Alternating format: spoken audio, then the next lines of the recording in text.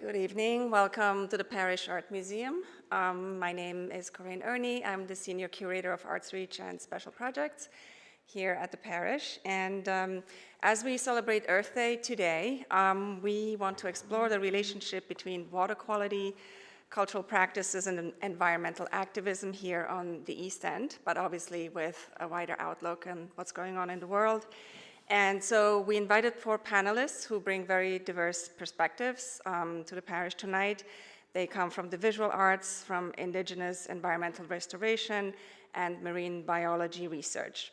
So I'd like to briefly introduce our panelists, and they will be giving presentations, so they will be telling us more about who they are and what they do. We'll have Danielle, Hopson-Begun, and Tila Troj, who are tribal members of the Shinnecock Indian Nation and members of the Shinnecock Kelp Farmers.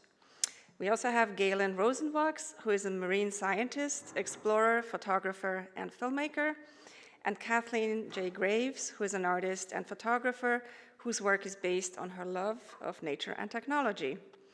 I would like to thank Brianna Hernandez, our curatorial fellow, who helped putting this panel together.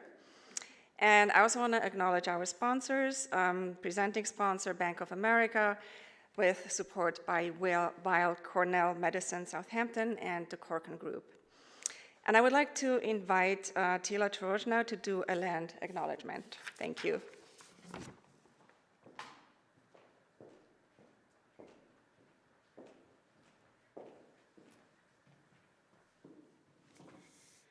Hakame. In our Shinnecock language, one of those words still used, even as our language has been banned, is the word for welcome. There is a lesson to be appreciated by that fact, mainly that our Shinnecock people offer a hakame regularly to all of our relatives, daily in thanksgiving to water, air, soil, fish and animals, plants and trees, four-legged and winged at the hand of the Creator. We are gathered here today on ancestral Shinnecock territory, and I welcome you tonight to Shinnecock land. Our people lived freely in Shinnecock until 1859, the time when my own generation's great-grandparents were children, and just because the Long Island Railroad, Southampton town's movers, shakers, and takers, including the likes of Samuel Parrish, forced my people to be relegated to the neck, that neither could sever nor remove these sacred hills from us or dismiss us from them. Maps, deeds, titles, boundary lines, treaties, and edicts come and go, but the Indigenous people and the land to which we belong is forever. Land acknowledgement to open a meeting is not to remind Native people that this is our land. Land acknowledgement is to remind our non-Native neighbors that this is our land, and to remind them that this remains our land, regardless of who might be playing golf, planning mansions, or hospitals, all of which desecrate burials in our unceded and sacred space. Hakame, and welcome to the parish.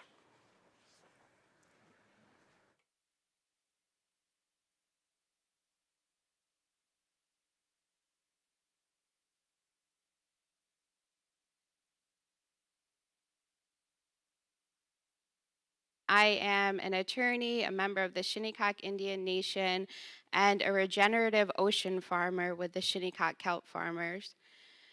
We were established 3 years ago. We focus our efforts on restoring the Shinnecock Bay, which is the water that surrounds our ancestral territory. Recently, within the past 10 years or so, we've seen a really massive decline in water quality, which has only become much worse during the COVID-19 pandemic, where we saw mass exodus of people coming from New York City and occupying our territory, the Shinnecock Hills, which is a very sacred land to us because it's the home of many of our burials.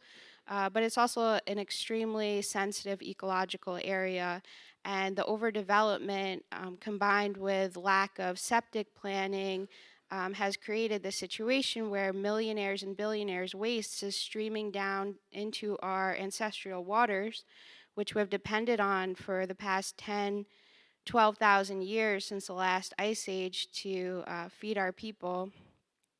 Traditionally, it's been a source of great abundance, which has been able to sustain not only Shinnecock people, but all the newcomers, all the colonists, and all the people that call this place home today. And so we have seen this drastic decline in water quality. We've seen rising waters threaten our territory, which is now very limited um, in acreage, supporting almost 2,000 people. We have 800 acres of land on our Shinnecock Neck, and we're constantly facing threat due to ocean acidification, saltwater intrusion, erosion, and the death of all of the marine life that we depend on to eat, because we're in this constant state of economic warfare with the local government and the state government. Even the United States, for some reason, they have taken everything from our people. They have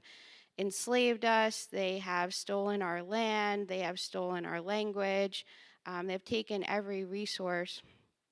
But we consider ourselves to be visionaries who depend on this philosophy of looking forward to the next 7 generations, to ensuring through resiliency that has been passed down to us by our ancestors that we continue to be here. And so that's the spirit of what we're doing, to work to regenerate the water that surrounds us and gives us life, because we consider ourselves to be water protectors, because we know that water is life. And we encourage everyone here tonight to share this story, what you learned tonight, with those that you know, because it's going to take a huge network of people to meaningfully mitigate the climate crisis that, it affects Shinnecock people very greatly. It's often, Indigenous or Black frontline communities who suffer the greatest due to the climate crisis, even though oftentimes we are least to blame for it.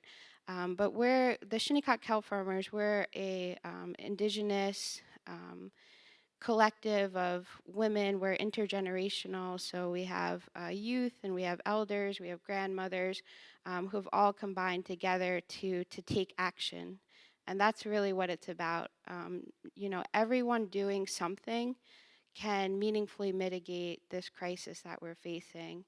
And so I'm here with my fellow Shinnecock Kelp farmer, Danielle Hopson-Begun, and she will discuss a little bit about the technical aspects of what we're doing. But the main thing that we're trying to do is to sequester carbon and extract nitrogen from the water. With the overdevelopment and the lack of septic planning, it's created this situation where there's an extraordinary amount of nitrates in the water, which is the cause of the decline in marine life. For example, the Biden administration just declared a federal fisheries disaster zone because there is a 99% death of the scallops in the bay. Like, it's a really bad situation that we're in. But through regenerative ocean farming and kelp farming particularly, we're focusing on a plant called sugar kelp, which has this incredible ability to not only sequester carbon, but it thrives on nitrates and nitrogen. And so the more nitrogen in the water, the better the sugar kelp grows. And so we're trying to break the cycle of runoff into the water by turning the sugar kelp into a fertilizer or soil amendment product that can cut down on nitrates that often seep into the water from chemical fertilizers. And so everything that we're doing is really in the spirit of reciprocity back to Mother Earth, back to the water, back to all of the plants and animals that call the water home. And it's also strongly connected to our work of land defense and righting this historic injustice that has happened to our people since 1859 with the theft of the Shinnecock Hills, and just constantly trying to raise awareness to stop the overdevelopment of the area for all of our sakes and the sake of the water quality, and trying to reduce some of the damage that has been done. If we all work together, we can, again, meaningfully mitigate this climate crisis. And so I'll introduce you to my colleague, Danielle Hopson-Begun, and she'll give you just some of the technical aspects of what we do. Colleague and cousin, thank you. My name is Danielle. I wear a few different hats with Shinnecock Kelp Farmers. I am a kelp farmer. I'm a hatchery technician. I farm every other day out in Shinnecock Bay, and I also handle some of our communications. So we have built the first Indigenous women-owned hatchery, Kelp Hatchery, on the eastern seaboard. We work with two partners. One is the Sisters of St. Joseph, which is where our hatchery is, as well as our farm. And we also work with Greenwave.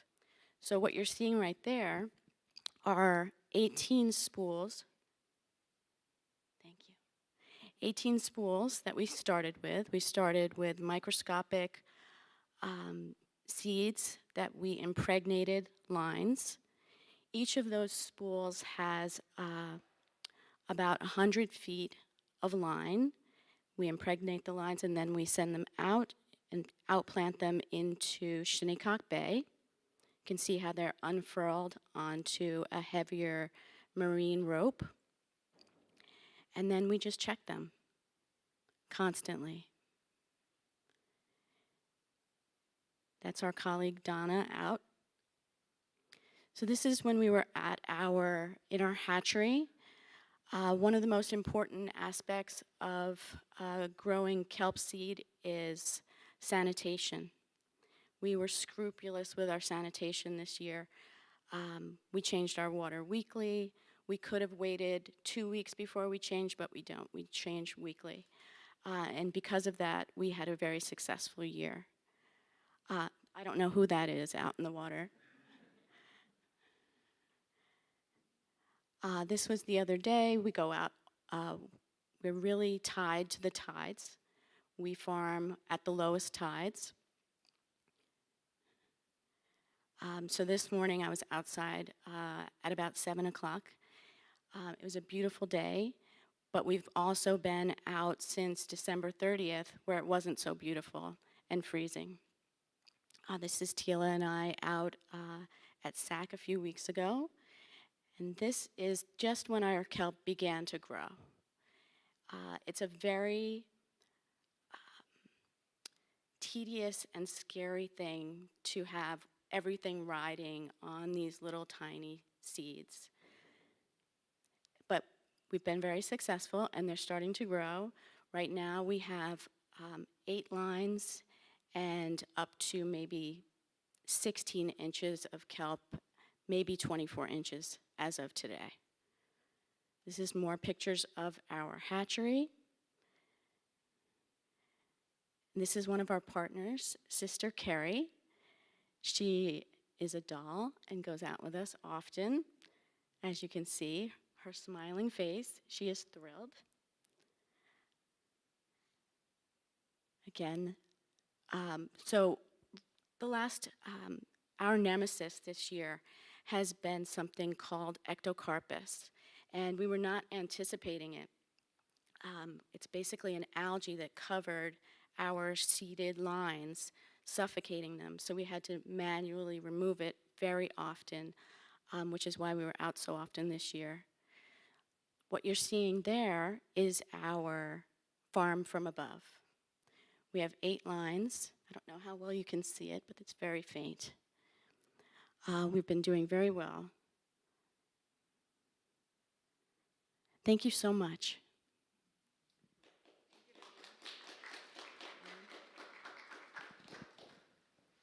Okay, well, that's awesome. I think it's just such a cool project, and I'm so excited to visit soon. And I think when we were all chatting in advance of this panel, the one thing that really came out for me that resonated was the idea of water protector. And you guys are doing it on a local scale, and I think it's amazing. And I work both locally and globally. So I'm going to take you guys on a little bit of a journey to show you some of the things that I've encountered in all of my different explorations.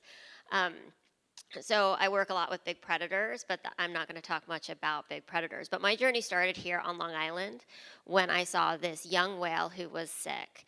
And I think that it goes back to community. And I think all of our work as water protectors is about rallying a community behind people. And this baby whale, his name was Feisty. It was in 1981, stranded on the beaches of Long Island by Robert Moses State Park.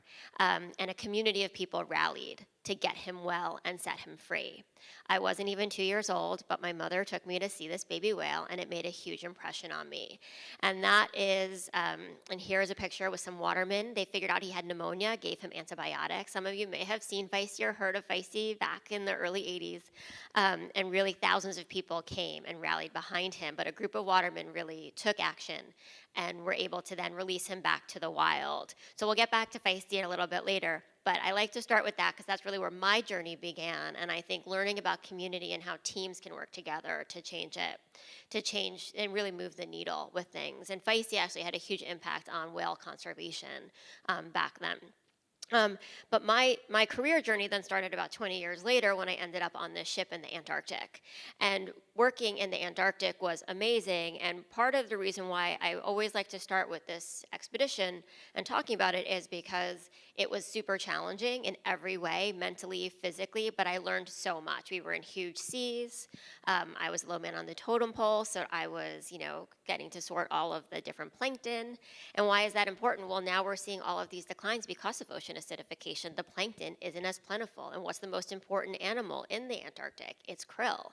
So with ocean acidification, everything is changing. But also ice is extremely important in almost all of the work I've done in the poles. So here, with a huge iceberg behind it, now we know that there's so far fewer sea ice and everything. So I switched gears shortly after that, and I started working again in big seas because that seems to be a trend in everything that I do. But I started working on the bluefin tuna. So bluefin are one of the most prized fish in the ocean for food, for sashimi. Fish sell for millions of dollars, a single fish. But that's not why I was studying them. I was studying them because we wanted to learn about where they were going in the ocean so that we could manage them properly. So here we're looking at a bluefin coming on board to get tagged. And then we were putting the tags in the fish to learn where they go. So electronic tags, so little mini hard drives. And now I think people are really familiar with the sharks that are tracked. And so we do the same thing for tunas, except they don't come to the surface, so it's not real-time data. We have to wait a few months or a year or multiple years until we get the data. But we learned that Atlantic bluefin tuna that we have off of our beaches, some of you may have seen them last summer. They were actually in close on all of the schools of Menhaden, which was pretty amazing to see them this close into shore.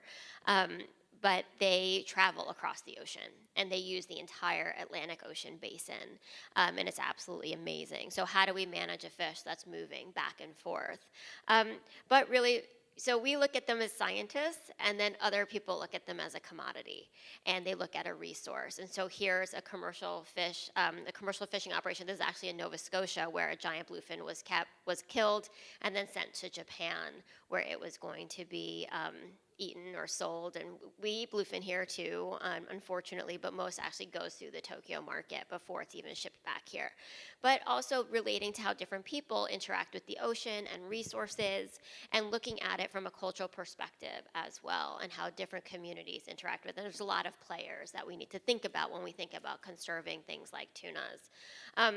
Going to switch gears entirely and go back to the poles. We're going to go back to the Arctic. I only have a couple minutes, and I want to take you on lots of different places and just plant a lot of different seeds. So this is up in the Arctic. This is the Northwest Passages. And why do I want to show these expeditions? So what we were looking at is actually what seasonal sea ice is doing and what role it plays in the Arctic ecosystem. And why is that important? Well, because there's no longer as much sea ice, if any sea ice, in so many of the different places. So this is in the Northwest Passages. This is newly forming sea ice. There's also multi-year ice up there. Again, really rough seas, doing all kinds of interesting work to learn about the entire ecosystem. Drilling ice cores. I always show these two pictures. So this picture, we're drilling an ice core. This is in the northern Bering Sea. This area of the Bering Sea has now not been frozen for over 5 years. And seasonal sea ice plays an extremely important role in the Bering Sea ecosystem. So we think about most of our commercially caught seafood is actually from that area of the world. And so you've got your king crab, you've got your pollock, that would be in like a fillet of fish sandwich. or lots of different things. And so now without the seasonal sea ice, with algae, the ice algae that's in the seasonal sea ice melting into it, it's really decreasing the productivity of the Bering Sea. I always have to throw in other animals. So I'm talking a lot about how we are using the ocean as resources, but of course there's walruses and polar bears and all sorts of other creatures that are living up there that are dependent on these ecosystems and dependent on the ice being there. And again, just like little burgy bits that shouldn't, it shouldn't be just floating there like that. Normally they're, you see this in this kind of like iconic image to see this with a polar bear floating on it, but obviously that's not there. But still, you can see that there's newly forming ice. This is multi-year ice that is now going to be gone very shortly because it's melting. Switching gears now to another expedition. This was in the Blue Hole in Belize, where we were actually going to the bottom of the Blue Hole. And in order to do that, we had to do that with submarines. And so why am I taking you here? Well, it's very remote at the bottom. Very few people have been there because it's over 400 feet, so you can't dive there with scuba gear. And so we needed submersibles to get down there. So when we were going down there, I mean, it's an incredible structure. Geologically, it's incredible. It was 20,000 years ago, a cave system. So with sea level rise in the past 20,000 years, it became submerged. So sea level rise is something that's been happening. We're coming out of our ice age, but we're just making it happen faster. So that's part of what the expedition to the Blue Hole was looking at. It was looking at sea level rise over the past 20,000 years. But what we found at the bottom was a lot of plastic. And that's what happens almost everywhere. So what is our role and what do we do? We're polluting the ocean and we're polluting Shinnecock. We're polluting the most remote places in the world. Everywhere we're seeing human impacts. So here you can see there's a scuba fin and a Coke bottle right next to it. And really the entire bottom of the Blue Hole was just littered with plastic pollution and with plastic waste. So now I'm just going to tell you a little bit about my newest project, which is a film called Finding Feisty. So going back to that little whale that I saw when I was just a toddler, I decided now 40 years later that this is a story I wanted to tell. I wanted to tell how a community rallied around this whale and they got him well, set him free. I wanted to ask the question, where would Feisty be? Where should he have been back when he was a 5-year-old whale? And where would he be now had he, and most probably did, survive? So as a 45-year-old whale. So tying back into community, we're a community of people, and here I am next to a sperm whale, so it's taken me to Dominica. I wanted to learn about whales, and I wanted to spend time with these whales, make that same eye connection that I had when I was little, and they penetrate into your soul, which is absolutely incredible. I've been very fortunate that this is very much a mother-daughter story. It's really about family and community, and these whales live in families. The mothers stay with their children. They teach them culture, and they pass it down much like we do. So here's a pregnant female who decided that she really liked me. Moms and babies. This is about a year-old baby swimming with her mom. That's Ariel and Soursop, for anybody who wants to know. The grandmother's name is Fruit Salad.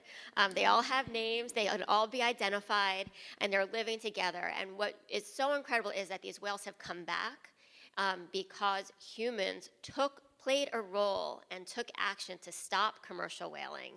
And not the whaling of the colonial times, we were taking just a few whales, but commercial whaling really decimated them in the 70s, the 60s and 70s, where it was industrial scale whaling with those massive harpoons and massive ships. But fortunately, we were able to keep most of our whales in the water, or many whales in the water, enough that they could have babies so that we can take images and see the 3 generations of whales learning from each other. And you can see the baby is copying her mom and her grandmother as they're swimming along. And it's really just an incredible story of the importance of community and taking action. I always like to end when I talk about anything on the East End with just a few pictures of our local wildlife offshore. So here's a blue shark. These are all pictures that I took here off of Montauk. And then, so another blue shark, some dolphins. I don't know if anybody sees the dolphins. We see them off the beach all the time. This is in the bay, and we see the babies and the moms. I've had some drone footage that, is just incredible, like literally thousands of dolphins. You only see a few on the surface. And seals, of course, we see the seals, and then we've been lucky enough to have snowy owls visit us this winter in particular. And then bringing it back to the waste that we put into the ocean. And so looking at this is fishing, some fishing line. This is a lobster that's got tons of eggs. It's a gravid female, and she was completely entangled. I actually was fishing when I caught this lobster, and she was completely entangled in other people's fishing gear. And while it's nice to know what other people are using when they're bottom fishing for fluke and sea bass and everything, it was very disheartening to see this lobster just completely entangled. I did free her, and she went back into the ocean and hopefully had her babies. And then, of course, plastic waste. We're lucky. We did pass quite a few bans to ban helium balloons, but we find them in the ocean all the time. And they're often covered with little things. These are actually crab larvae that have used the balloon as a shelter. So anyway, and yeah, so now I'm going to pass the baton to Kathleen. Thank you, Danielle.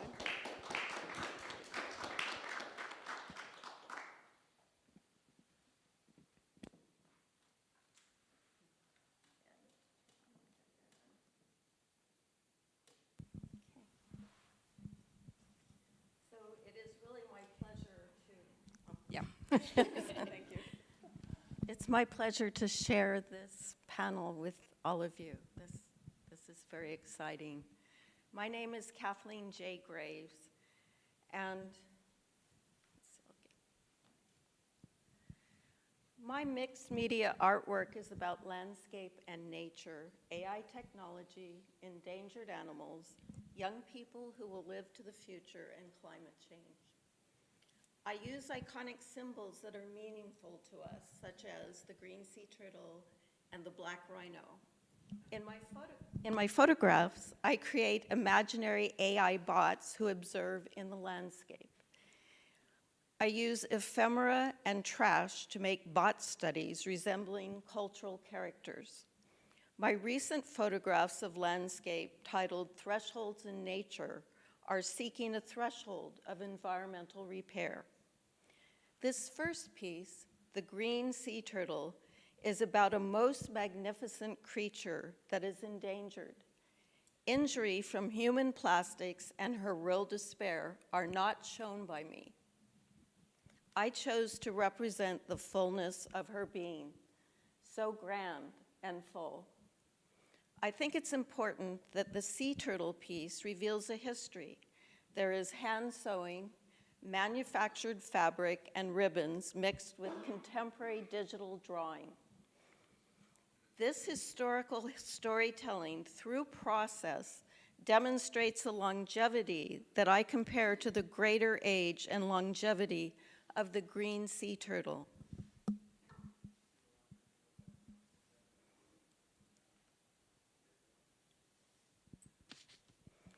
Dami and the sea turtle are looking at a threshold in nature. They are looking at a stairway where danger and language mingle to find a way to communicate to each other. This is called sand runnel with a threshold. This is called tercerima. There are sand cliffs with scrub trees that are natural thresholds, and we can't see what is beyond. Interspersed is an endangered horseshoe crab finding its way back into the ocean. I believe nature and technology are the issues of our time. These next pieces are called Dark Days, Dark Garden, and Garden Bots. In my work about nature and climate change, I incorporate imaginary nanobots into the landscape. The bots are artificially intelligent observers. My imaginary bots often appear jelly-like and reflective, and I draw them in different ways and freely adapt their appearance in each image. After Superstorm Sandy, I addressed flooding on Long Island and our fears of the increased danger of storms. Also embedded in all of my gardens and landscapes is the grace and beauty of nature that all humans need and crave.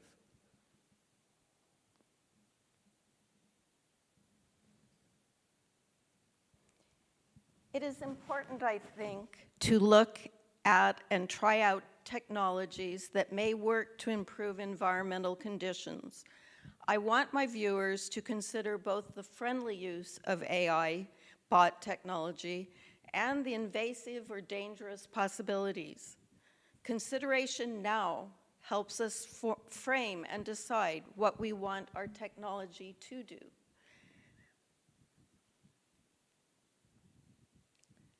Sorry, the last one, I gave you no time to see it.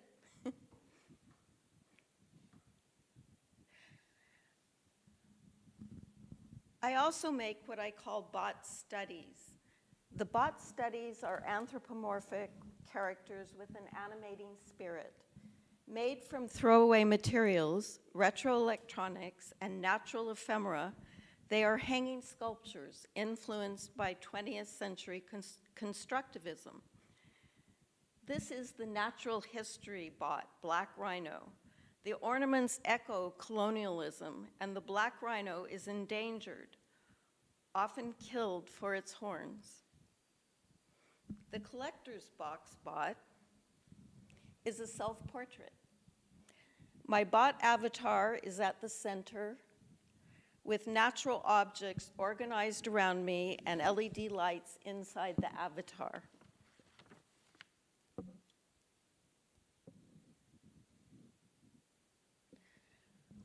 I hope sea turtles and humans will live on into the future. With each animal we lose histories and stories. I ask, what has changed us from a time of verbal storytelling to the present? The richness of seeing backwards to original stories helps us find our purpose and what we consciously value. In the folklore of the Iroquois and Lenape tribes, a turtle island was formed when the Great Spirit put a massive rock on the back of the turtle to provide land for the people of North America. We are living on Turtle Island.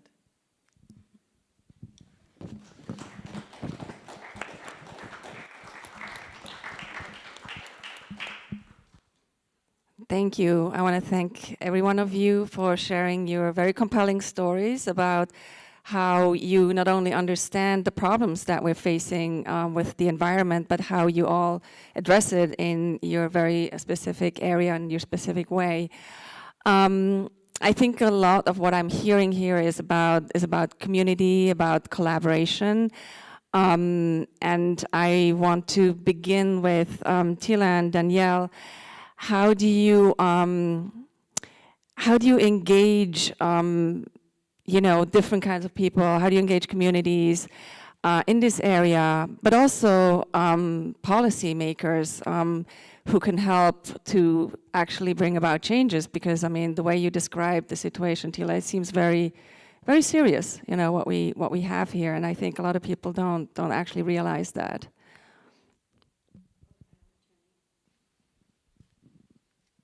So that's a really good question. We're all about building collectives and networks, and we're constantly trying to expand with like-minded partners. So we've really been doing a lot of work in relationship building.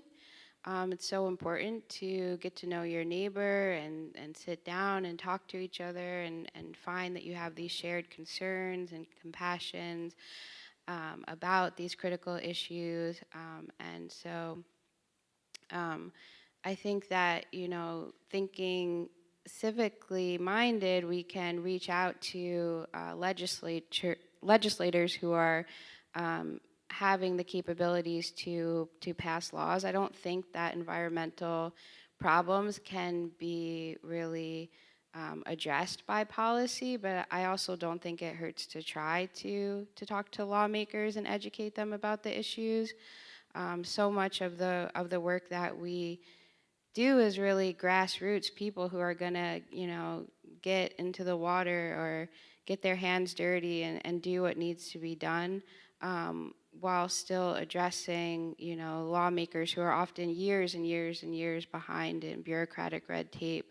What we're doing as Shinnecock Kelp Farmers is legal for us because our leaders had the foresight to incorporate it into colonial treaties, our right to seaweed, And it's been established in case law since colonial times that we are able to do this. But for the average Joe engaged in aquaculture, until a couple months ago, it was actually illegal to cultivate sugar kelp. And so I think, you know, it's still in the process of being figured out, and it's very limited geographically in this law that was passed by Governor Hochul to the Peconic Bay and Gardner's Bay. And so we're hoping to make a difference by being in front of that and using our hatchery technology to be able to get spools out fast once the laws and the policies catch up to the wider network of people who are interested in regenerative ocean farming. And we'll, you know, be a couple years ahead and can provide the knowledge and the resources and the spools and have that seed that we need to get out in the water to expand our network, because no one person can do this together. No one person can do it alone. We have to do it together. We have to work together, and we need to work past any differences that we may have in order for, you know, for the sea turtles and the whales and for humans to survive in this climate crisis. And have you seen, how do you measure the differences or the improvement of the water quality? Is there a technology or is there a way to measure that? Yeah, so we're really at this fascinating and critical juncture between our traditional ecological knowledge and technology.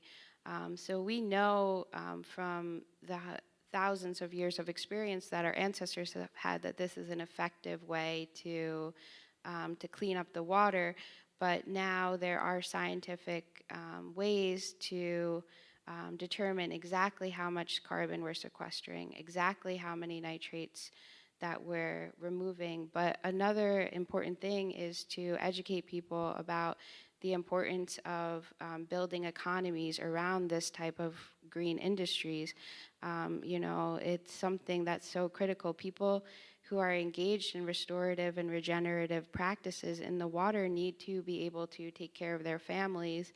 And so, you know, there's like carbon credits, there's all kinds of programs for people who are polluting to fund those who are doing these types of green jobs and pay them living wages, especially for this area. We all know it's so expensive to live, but it's so critical to sequester this carbon, to remove these nitrates, and we need to pay people living wages in order to do that. And so we're in this really exciting partnership with Green Wave, who have started a climate fund.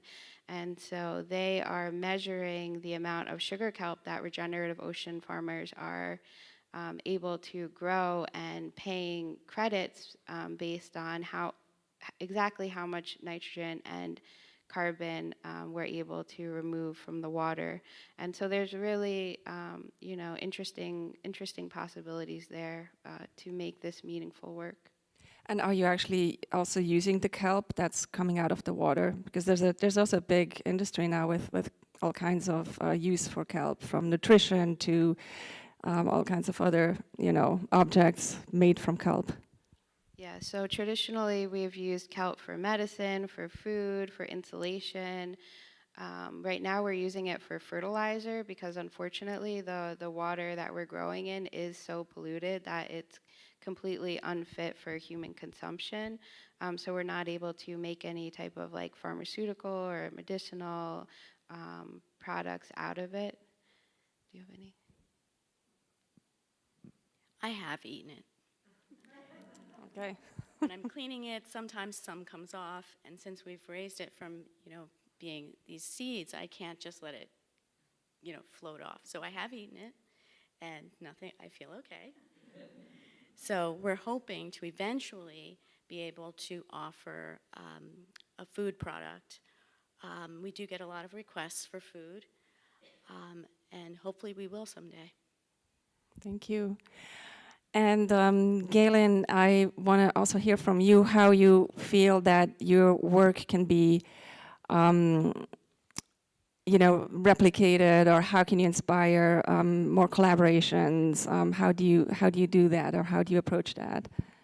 Yeah, I think that the one of the main goals of my work is to share all of these incredible places and the stories with people. So personally, I go into schools quite a bit, and that's a big part of my mission, to share with the youth and to really create products that are create media that will inspire people to care, because not everybody's going to be able to go to the Arctic or go swimming with sperm whales or photograph the places that I've been. So it's really, how do we bring it to people in a meaningful way so that they can take action locally or get involved in other communities, and really just to care, right? So at the end of the day, that's really what it's about, is saying it's a big, beautiful world, and you need to look beyond that, look outside, not just, stare at a screen all the time. Yeah, and I think a big part of it is the narrative. Like, you were describing, fishery as a commercial enterprise. And, when I heard Taylor and Danielle talking about whales and or water, it's life. It's not just a commercial thing to exploit. It's Exactly. And it's I a think mindset, right? Exactly. Yes. And I think that there's so often everybody, when I was in graduate school, particularly, everybody wanted to put a dollar value on nature. And I never understood that, because nature is just nature. Why do we need to have a dollar value on it to make it important?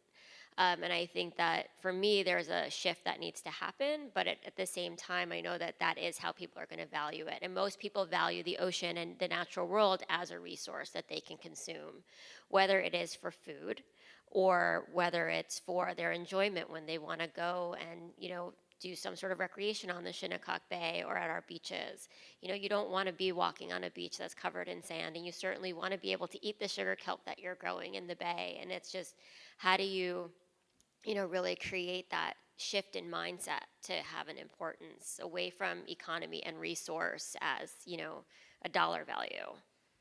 Right, and I think that's what's also important in terms of, when you look at politics and policy, and I think there's always that big gap. How do you get to these people to actually make that shift? How do you, convince them? And I think it's people like all of you that can hopefully do that. Yeah, I think, at the end of the day, it's storytelling, and it's how you create your narrative. It's how you approach how you're talking about it. So I think, especially through art and different media, and then tangible things like someone seeing, the change that you can make on a local level or on a global level. But it really is about, telling these stories in a way that is non-threatening, and in a way that people can relate to, that brings them into the narrative instead of making it something that they're just watching from afar. I think that's very important, and I think that's also where, you mentioned storytelling, and I think art is a great way of storytelling. It's both visual storytelling and narratives. Kathleen, I'm wondering how do you see your role as an artist because you're very concerned. I know you're concerned about the water qualities on the East End. You all live in this area. So how do you feel like your art can approach it? And I'm also curious about your interest in technology. So. Yes. Well, of course, I got interested in nanobots in the year 2000 when I read an article by Bill Joy, who did design Java, and he wrote an article called "The Future Will Not Need Us," and it was about how the potential artificially intelligent nanobots could indeed take over. And so that began to interest me, and I realized that there are many technologies that will absolutely help us, but we're afraid of technology. And so I try to make work that begins to introduce you to the idea that it can help us about the environment and nature. And we all need to, of course, consider that we would take a role in having it heal. I think there are, even though we don't want to put a dollar on the out of doors that we all love, it is almost a tipping point now where there are many types of businesses that do conservation that are starting to, and of course, we know that unless that happens, people won't invest in it. And so many businesses, solar energy, wind farms, sequestration of CO2, et cetera, they're important because they will build even things that create electricity in the ocean, like big sort of barges that create electricity. Those things that are very expensive to produce, we need to encourage our senators and congresspeople and people that we know to, we need to write them. We need to ask for this to go forward, and I think if we do, there will be changes quickly, because it actually is more profitable right now to do conservative business, to do conservation as a business, rather than fossil fuels. So. Yeah, I think that narrative is very helpful to change the mindset. There's a really interesting science fiction writer, Stanley Robinson, who just wrote the Ministry for the Future, and where he looks into the future, and he he's on the one hand, he's a climate pessimist, but he's also giving hope, because he describes a lot of new technology that can suck carbon out of the ocean or to protect ice sheets, and it's quite fascinating. And obviously he informed himself, and he describes technology that is possible, that maybe now is still too expensive or to be used, but there's a vision. And what I'm also curious about is, do you see a possibility of traditional protection of nature to collaborate or to go hand in hand with technology? And that's maybe a question for all of you. Do you see these possibilities? Yeah.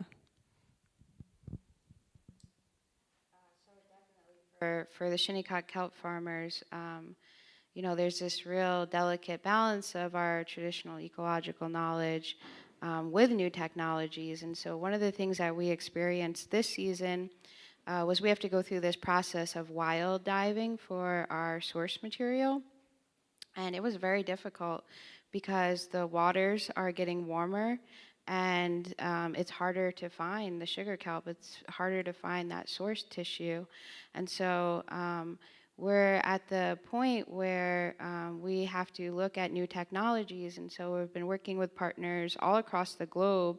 And we found a partner in the Netherlands who have developed this incredible technology. And it is a little jarring because for so long, our ancestors were able to just naturally cultivate and harvest seaweed, but now we are looking at a situation where we're going to become dependent on sort of a man-made creation of source tissue and cloning and breeding in more of a laboratory setting, rather than depending on these wild dives, because the oceans are becoming so unpredictable. And we don't know, everything is happening so rapidly, we don't know next season, is it going to take us, I think it took us 5 dives this season. Is it going to take us 7? Is it going to take us 10? Are we not going to be able to find something? And so we're really at that point where we have to kind of tip towards technology. But culturally, I think, we've been raised as futurists because we've always been taught that we have to vision for 7 generations ahead. And so Dan and I's generation is the 7th generation, and we're utilizing things that 7 generations ago our leaders had put in place for us. And so when we think about 7 generations ahead, technology is going to be what solves a lot of the problems that we're facing. I think it's a really beautiful thing to think 7 generations ahead. I feel like oftentimes we don't even think about the next generation, what we leave behind and what we do. Galen, do you have any? Yeah, no, I think that technology is certainly something that's extremely important in the future. for both conservation and our understanding of our natural world. I also think that technology in the past has hurt our natural world in extreme ways. So I'm hoping that we can sort of flip that so that it doesn't. So that, I mean, certainly industrializing fishing and all of the technology that we have to find that last fish, because we now can find that last fish or that last whale in the ocean, whereas before there could be, you know, hidden areas that we wouldn't have been able to reach or be able to find them or listen to them or however we would find them. But certainly in all of my scientific research, the technology is what allows us to look at things in a new way and a new exciting way to get that new knowledge that will help us hopefully protect things. Is there any effectively. technology in particular that you feel hopeful about? I think there's so many. I think that the fact that we can now explore the deep sea in such efficient ways is extremely exciting. You know, from, you know, just the idea that all of these new crazy creatures are there that we're going to learn about in ecosystems and how they're thriving in different ways so that we can, you know, and they're all pristine still, or a lot of them are, which is exciting. I also think that, you know, being able to put a tag on a fish that is then becoming a sampling device is exciting, and also a lot of the drone technology, so that we no longer have to go on a huge ship, a 400-foot vessel, on these months and months long expeditions to learn about, you know, the oceanography and what's happening in the ocean. Instead, we can take an autonomous drone, either a sailboat or these other submerged drones that will take all of the same samples without a person and without that, you know, those carbon emissions and all of that impact. So I think that all of that is extremely exciting. But I mean, I could go on and on about the exciting technology that's there, but also, you know, satellite technology and everything that we're learning. So I think there is, just as we add knowledge, you know, then we'll just be able to, you know, conserve things more. It's just we're sort of at this tipping point where it's like, will the technology come fast enough for us to save things, or are we going to be too late once we have that technology and that understanding? Right. Kathleen, would you like to add something? I really enjoy looking at your bots. I find them really, they're great. They're really mixing, you know, the nature and technology in a very unique way.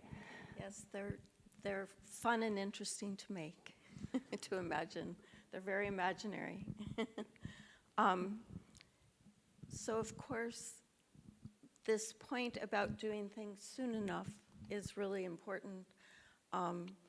Because, for instance, nature has always sort of taken care of itself. And like the sequestration of carbon was, you know, all the shellfish in the ocean were taking the CO2 and creating shells and storing it. And nature does that very slowly. And so technology now has to, in some way, take over that job. We have to find ways to sequester that CO2 or make a better loop of CO2 through photosynthesis, et cetera, through technology, you know, and do it a little faster. And then maybe we can get back to the point someday that the Earth can do it on its own. You know, maybe we'll reverse all of these environmental changes. Right, and there's a very good saying that technology is neither good or bad. It's the intent that matters, right? Yeah. I want to ask each of you, before we open it up to the audience, what would you recommend to individuals? What each of us can do to help what the work you're doing or in improving the environment? Well, I would like to do I'd like to do a shout out to the turtle rescue of East Hampton. Certainly they take donations and volunteer help. They rescue mini turtles. And also locally in Suffolk County is the Post-Morrow Foundation, and they certainly protect they acquire land and protect it. And so I'm sure that they can use any additional help locally. I would say that we all need to be aware of our individual impact and make educated choices, whether it's how you're eating, what seafood you're eating, if you choose to eat seafood, or how we really interact with nature. And certainly one of my big things is single-use plastic, and making sure that you dispose and recycle it properly if you're going to use it, especially sort of the sheet plastic and things like that that aren't so recyclable. And then no balloons. I mean, like little things are so important. They all add up. And I think that we should all just know and make educated choices with almost everything that we consume to reduce our footprint on the ocean and nature, not just the ocean. I'm just bi- Yeah, and the information's available, so Yes. yeah. Information's available. There's lots of great resources. I'm happy to share all of the resources that I have. I would like to invite everyone to think of yourself as an ancestor and do your very best so that when 7 generations from you, when we go forward and they can say, yes, my grandfather, my grandmother did everything they knew that they could do with the information that we have, the best science that we have, to make this a better place for us. And we're hoping that it will be a better place. I think it's really as simple as taking action. You know, you can't just sit back and think someone else has got this. You know, there's little things that all of us can do. And even with our kelp farming, I'm an attorney, Dan is a social worker. You know, you don't have to be a scientist to make an impact. You know, you just have to do what you're good at and build those networks, build those relationships. And partnerships, and we can figure this out together. Thank you so much. I would like to open this to the audience. Does anybody have any questions to any of our panelists? Yes. How do we aggregate all of this interest, all of that experience, and get it to be a little more focused? What platforms can we utilize to sort of keep this information in meetings like this going a larger way? Because I think everyone that cares about nature wants to hear this, and it's all exciting like we did when we were little. How do we get that all harnessed in a focused way? Would anyone like to answer that? Well, I think that maybe you could push something like that forward because you sound very interested. Yeah, get people involved that you know locally. I think that really is the ultimate question, is how do we inspire the people who are either not inspired yet or just have forgotten that sort of childlike joy that they got from, you know, walking in nature, you know, and I think how do you know, I think what I'm personally trying to do to solve that is to make all of the content something that everybody is going to want to see, not just, you know, sort of the preaching to the choir, so that, you know, the person who would not really think about a whale as something that, you know, they would connect with or care about, other than saying, oh, that's pretty, to say, oh, wait, no, that's sort of the entry point, because everybody likes whales. So what's like the moral of the story? Well, it's much larger, obviously, than whales, and then hopefully from that point, you know, you bring more and more people in. And I think that there's just a quick example is sort of how, you know, the straw movement,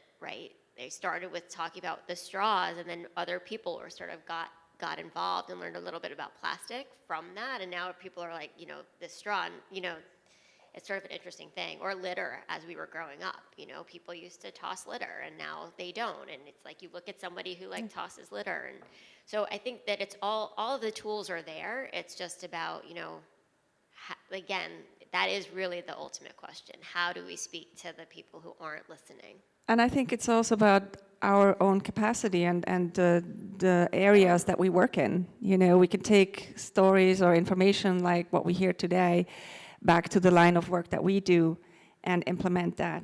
And I think that's certainly one way that we can do it.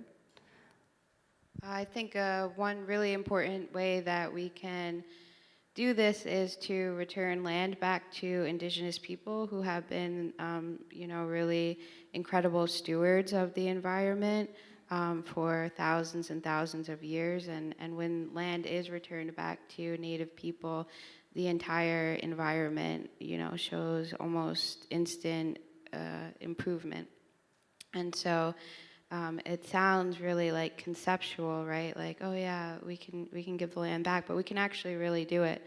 And there are local organizations who are doing it. There are nationwide organizations that are doing it locally. We have the Peconic Land Trust, just recently acquired one of the highest points of the watershed, and is in the process of returning it back to Shinnecock. Nationwide, there are groups like Indian Collective who are doing a lot of movement work to land back. And specifically, if you want to get involved with the Shinnecock Kelp Farmers, you can follow us on Instagram, Facebook, or Twitter. Our handle is Shinnecock Kelp Farmers, and you can also email us at shinnecockkelpfarmers@gmail.com and ask to be put on our volunteer list. We're going to need some volunteers at harvest time. When is harvest time? Well, it will vary. Okay. So the kelp will let us know when it's time to come out. Because we're not using it for consumption, we can keep it in the water longer. So we'll be looking for it to start to degrade. We've already started to see little animals moving in. We did have some little mussels. We had shrimp today. I was shocked to see that, a lot of crab. So as we have more and more animals moving in and possibly eating, that's when we'll pull out. We're thinking possibly late May, mid-June, but we'll keep you posted. We're happy to help you spread the word. Yeah. Thank you. Anyone else? There was another question? Yeah, thank you. Thank you all for your work and your activism, especially. I did have a question to follow up, your point about land and land management and ownership. Are there other things in addition to the sugar kelp, as a kind of a traditional ecological knowledge? Are there other things when you think about Shinnecock Bay that you could be doing, drawing on that local ecological knowledge or traditional knowledge that we're not doing? I think Dan might have something to add when I'm done, but I think just shifting the narrative, right? I mean, when we go out to the edge of Shinnecock territory and we look across the water, we see the homes of billionaires, literally, like, these are like $75 million homes, and it's not for a lack of resources. It's the way that people see the water and how they view the water and how they're raised to coexist with the water. It's not a commodity. It's not, something to dump your chemical waste into to dispose of something that is a burden to you. So I think really, like what we're doing here, storytelling, educating, shifting that narrative, becoming more connected, even as something as simple as going out, walking in nature will really do a lot to reconnect your spirit to water as being this precious thing that is a provider of life to all of us. And I think the American culture and maybe the global culture doesn't necessarily view water in that way. So I think we all have some work to do to make that shift in narrative and culture and worldview. So sugar kelp is a very, very friendly thing to grow. It's helping us sequester the nitrogen and the carbon, but it's also creating a habitat. It's intended ultimately to attract other life, as well as to, Stony Brook recently has done a lot of studies about how well shellfish does in the presence of sugar kelp. So we'll be creating a whole forest for everyone. And this is not just for the Shinnecock Nation. This is for everyone in this room and beyond. I want to dive on it. Any other questions for our panelists? No? Okay. I want to thank every one of you for sharing your story and the important work that you're doing, and we'll keep going. Thank you.